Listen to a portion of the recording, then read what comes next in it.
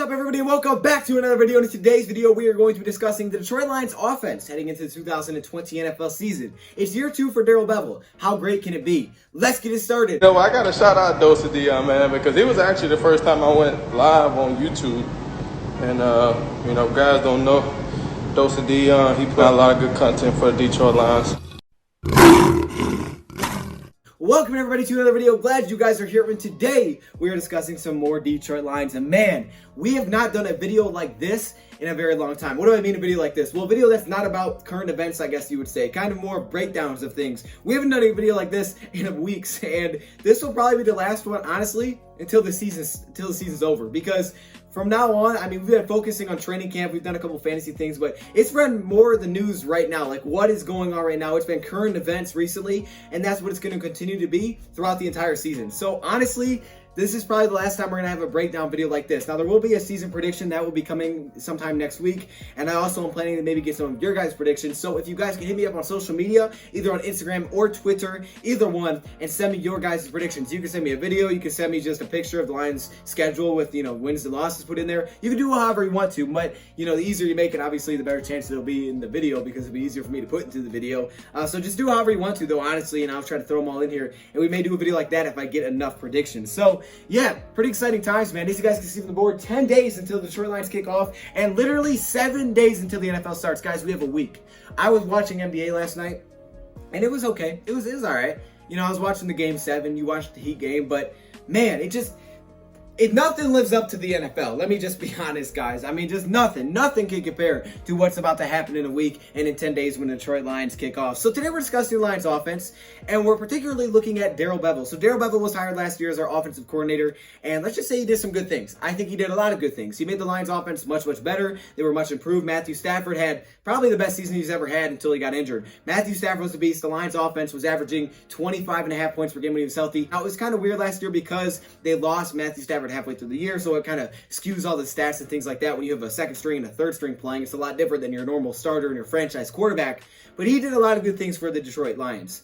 Now, I really wanted to focus on that year 2 jump in today's video. Like, what does Darrell Bevell's offense look like from the first year that he steps into a team to that second year? And let me just say, the results are pretty surprising, and it really could impact what the Lions offense looks like next season in a very good way. There's definitely reason for optimism and hope about the Detroit Lions offense, especially if you're a guy that likes to see teams run the football, because that's where it looks like the Lions may take their biggest jump heading into the next season. So I got to look at the other 2 teams that he's been the offense coordinator for. He's an offense coordinator with the Vikings. That's where he started back in 2006. Then he went to Seattle Seahawks, and now he's with Detroit. And those 2 teams, the first year that he was there, and then the second year that he was there. Now, there's a lot of different things. For example, the Seattle, before the 2012 season, which was the second season of offense coordinator, they drafted a quarterback, Russell Wilson. So we already have a quarterback. They had to draft a quarterback. They didn't really have one. For the Vikings, it was kind of weird with their quarterback situation year in and year out. But there are some things that we can still take away from this, and just some patterns that you can see with Darrell Bevell. So that's what we're really going to be focusing on. Now, we know Darrell Bevell is a run-heavy offense coordinator. If you didn't know,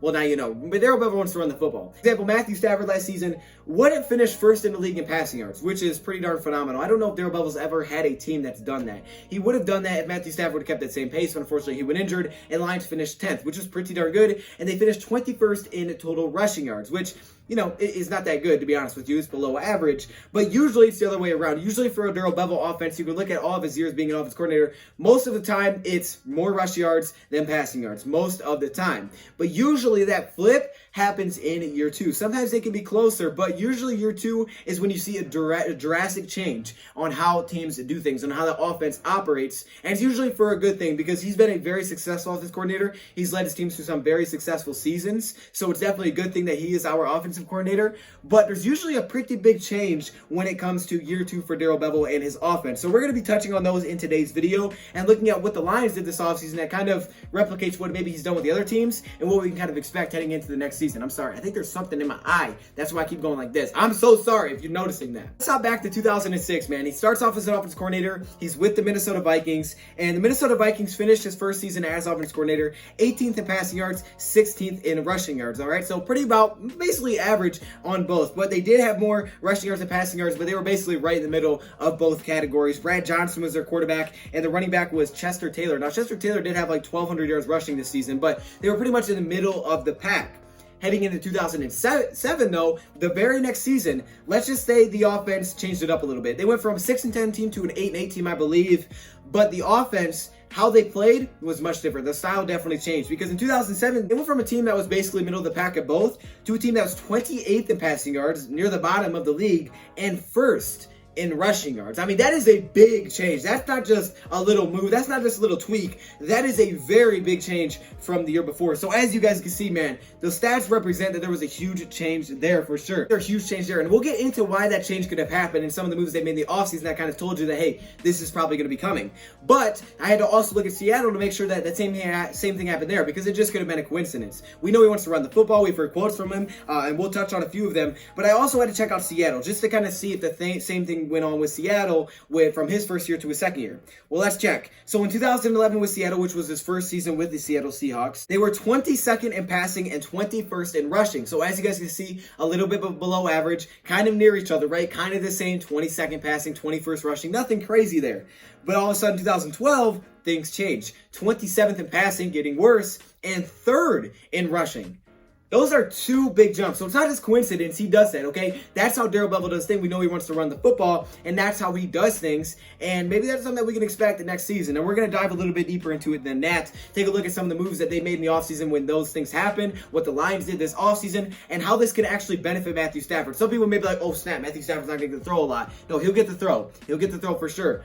But it could definitely help him and actually make him better, which is kind of crazy, more of an efficient quarterback. We'll get to that in a second. When he came to Detroit, we want to be a tough, hard-nosed team. He loves his play action. A lot of his offense is about setting up play action and taking shots. He said, we don't want to be just like a West Coast team that's out there 5-6 yards passing every play. We want to run the ball and set up big plays. And to do that, you have to take shots. So they're going to take shots. We saw that last year with Matthew Stafford. But he's working at play action, okay? He's all about the play action, setting up that, taking shots down the field. The defense to stack the box, 8-9 defenders to stop the run, and all of a sudden, boom, over the top, you hit him with the play action. Now, Matthew Stafford has a huge arm, and Matthew Stafford's very comfortable in play action scenarios. He's been very good there so far. So this is a really good match. I really think this is a great match for Darrell Bevell and the Detroit Lions, and just what we have at the quarterback position, and just kind of the personnel that we do have bringing to the table. Looking at those two teams, right, the Vikings and the Seahawks. Now, they made those huge jumps. They started to get all these more rushing yards. Well, what did they do during the offseason that made that happen? Because they had to do some kind of move. They had to make some kind of move, some personnel changes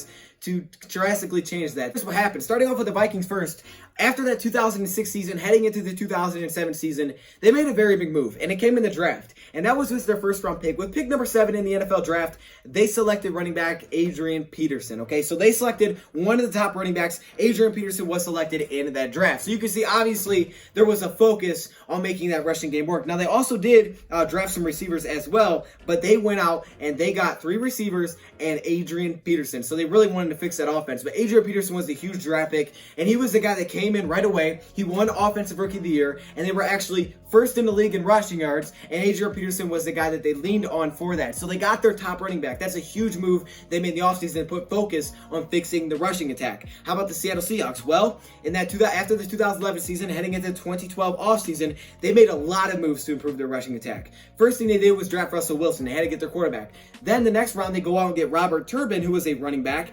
Then, after that, they trade for Marshawn Lynch. So all of a sudden, they got Marshawn Lynch, they got Turbin, and they got Russell Wilson. That's going to help your rushing attack a little bit, okay? It'll help a little bit. So as you guys can see, the focus was there to improve the rushing attack for both teams. And when you look at the Lions this offseason, it's no different. DeAndre Swift round 2, Jason Huntley in day 3. You go get Logan Stenberg, Jonah Jackson, and you signed a run grader in Big V. So Lions did a lot of similar things. We actually saw this kind of start last year with TJ Hockenson, but they did some similar things to beef up that running game, get the personnel in there so that they can run the football. And the results were very good. Not only were they first in yards, but they were also very efficient, and their quarterback play actually got much better because of this. Thinking, all right, so we're just going to run the football. Matthew Stafford's going to have no impact. Well, them rushing the football, not only did they do it a lot, but they did it at a very high rate. They went from 2006 rushing 4.1 yards per carry to 5.3 yards per carry. In one offseason, they're averaging 1.2 more yards per attempt. 5.3 yards per attempt as a team. That is a huge jump for the Minnesota Vikings, and that was a big deal. And when you look at a team like the Seattle Seahawks, they went from a team in 2011 averaging 4 yards per carry to 4.8 yards per carry. So you can see more effective when they're handing the ball off. Nearly 5 yards per carry.